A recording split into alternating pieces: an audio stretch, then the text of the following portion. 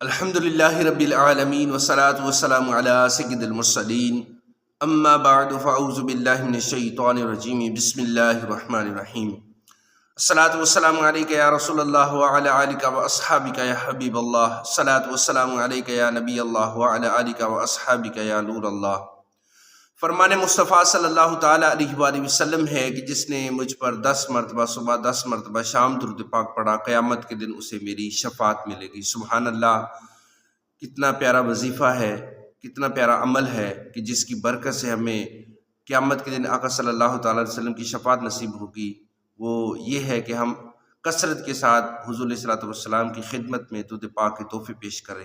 اللہ تبارک و تعالیٰ ہم سب کو کثرت سے درود و سلام پڑھنے کی توفیق عطا فرمائے۔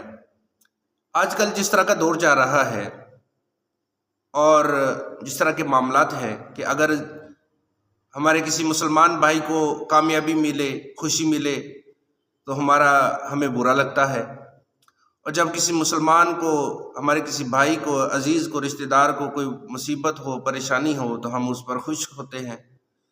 تو یہ عمل جو ہے یہ شماتت کہلاتا ہے، جس کے بارے میں آقا صلی اللہ تعالیٰ علیہ وآلہ وسلم نے ارشاد فرمایا۔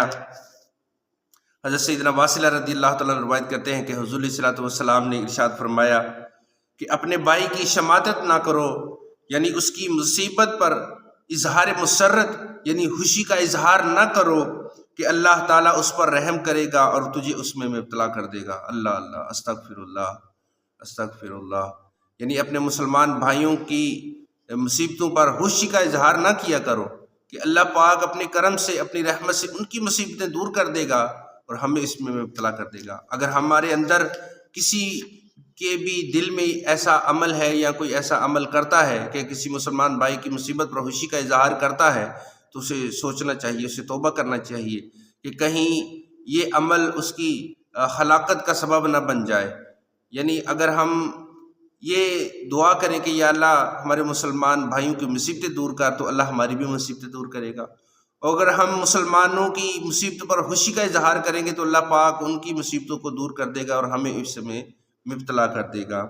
منقول ہے حضرت سیدنا سری سختی علیہ رحمۃ اللہ الکوی کے بازار میں ایک دکان تھی آپ کی، اور بازار میں آگ لگ گئی اور پورا بازار جو ہے وہ جل گیا، لیکن آپ رحمۃ اللہ تعالیٰ کی دکان جو ہے وہ بچ گئی۔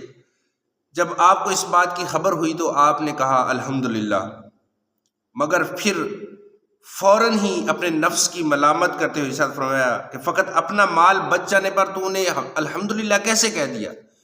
یعنی دیکھیں پورا بازار جو ہے وہ جل گیا، لیکن حضرت سیدنا سری سختی رحمۃ اللہ تعالیٰ کی دکان جو ہے وہ بچ گئی۔ اب اپنی دکان بچ گئی تو اس پر انہوں نے فرمایا کہ الحمدللہ۔ جب الحمدللہ کہا تو فوراً اپنے نفس کی ملامت کی کہ تو نے الحمدللہ کیسے کہہ دیا کہ فقط اپنا مال بچ گیا تو نے الحمدللہ کہہ دیا۔ چنانچہ آپ نے تجارت کو ہی خیر آباد کہہ دیا اور الحمدللہ کہنے پر توبہ اور معافی کی خاطر عمر بھر کے لیے دکان چھوڑ دی۔ یعنی اپنے نفس کی ملامت کرتے ہوئے صرف اپنی دکان بچی تو انہوں نے فوراً جو ہے الحمدللہ کہا، اور بعد میں سوچا کہ یہ تو میں نے کیا کہہ دیا کہ اپنا مال بچ گیا تو میں نے الحمدللہ کہہ دیا۔ اس سے توبہ کی اور زندگی بھر کے لیے جو ہے وہ تجارت کو چھوڑ دیا، دکان چھوڑ دی۔ میرے بھائیوں، میرے بزرگوں، دیکھا آپ نے کہ ہمارے بزرگان دین رحمۃ اللہ تعالیٰ کیسی پیاری سوچ رکھتے تھے، مدنی سوچ رکھتے تھے کہ اپنے فائدے پر اللہ عز و جل کا شکر ادا کرنے پر اس لیے ندامت اختیار کی کہ اگرچہ میرا فائدہ ہوا لیکن اس کے ساتھ دیگر مسلمانوں کا تو نقصان ہو گیا۔ میرا شکر ادا کرنا کہیں اپنے مسلمان بھائیوں کے نقصان پر خوشی کا سبب نہ بن جائے۔ اسی حدشے پر نہ صرف اپنے نفس کو ملامت کیا بلکہ زندگی بھر کے لیے تجارت دکان چھوڑ دی۔ واقعی جو لوگ اپنے نفس کا محاسبہ کرتے ہیں اور اپنے نفس کے محاسبے میں کامیاب ہو جاتے ہیں تو اللہ کے فضل و کرم سے انہیں دیگر گناہوں سے میت شماتت سے بھی بچنے کا ایک ذہن مل جاتا ہے۔ اللہ تبارک و تعالی ہم سب کو عمل کا سچا جذبہ عطا فرمائے۔